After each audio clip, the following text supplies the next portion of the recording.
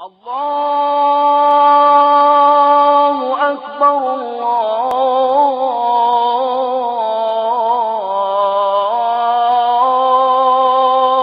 Akbar.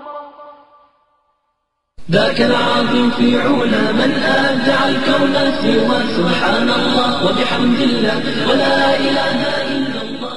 You know, we talk about the millennium today. We say this is the millennium, and you were in an area where a lot of people wanted to be right in the Pacific, for the start of the millennium. In the first millennium, 1000 AD, the largest city in the world was Cordoba, we would say. There were over 1 million people living in the city. This is when there was no New York City. There was no Los Angeles. There was no Dallas, Texas. London and Paris were only small villages. The great capitals of the world actually had to look toward the Muslim world.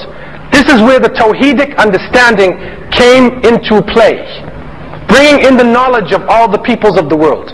And so it was a common thing at that time in Cordoba and Granada and Toledo and Seville and the great capitals, but especially there, it was common for a Muslim to be able to read and speak Arabic, also to read Latin, also to speak a dialect of Spanish. And then because people were coming in from Germany and they were coming from different parts of the world, they were able to pick up many different languages and then translate the knowledge of the ancient ones and put it in this new form. And so the present day modern system owes its basis to Muslims. This might be a shock to you, because if Muslims are only trying to blow up the world, how can they do anything positive? Zero is an Arabic letter, a sifr.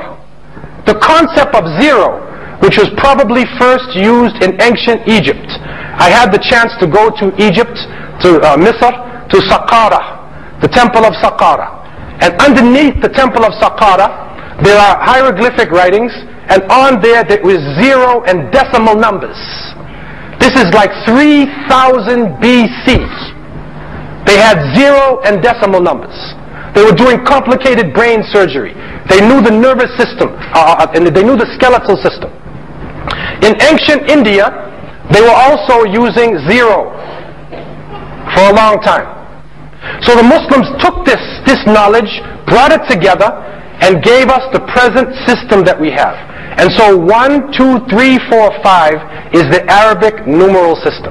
You're counting in Arabic. The computer, the binary numbers, it's Arabic. So the basis of the computer age actually came out of what we would call the golden age of Islam, where Muslims developed understandings like algebra, from Jabr. Also calculus, trigonometry. All of these were expanded and developed by Muslims. The scientific method, the basis of alchemy is alchemia, chemistry, the scientific method. Also even the historical method. And when we read Ibn Khaldun, his Muqaddimah, we see the basis of the historical method. Some even say that history comes from Ustur, Asatir al-Awwalin. It is the stories of those who came before us. And so the basis of the science that we have today, the basis of city-states, the basis of civil society, civil, organized, structured society, came in its modern sense out of Muslim capitals. Because the Roman Empire had fallen, and China was landlocked. It wasn't affecting the rest of the world. And so it was the Muslims who took this knowledge and then made it available to the world in a Tawhidic form. Now, one of the important things that was done in that time is that the environment was seen to be the creation of Allah. And so therefore, if you were a scientist and you were doing a scientific experiment, you wanted to bring water into the city. And it is said in Cordoba and Granada the water was flowing in. Every home had running water. The streets were lit for 20 kilometers in any direction. This was a time when the great capitals of Europe were in darkness. At that point, this Tawhidic understanding. So how do they bring the water in? They don't fight against nature. They don't see nature as the enemy. They understand the principles of nature and then use gravity, building aqueducts, building canals. And by using the power that Allah subhanahu wa ta'ala, the Creator, put into the earth of gravity, then the water comes naturally down from the mountain and it flows into everybody's home. So you don't have to dam anything up. You don't have to destroy anything, but you flow with nature. You see, that's what Islam really means. It's the fitrah. It says move with the gravity. Don't fight gravity, but flow along with the gravity, and then use that power in order to benefit yourself and benefit humanity.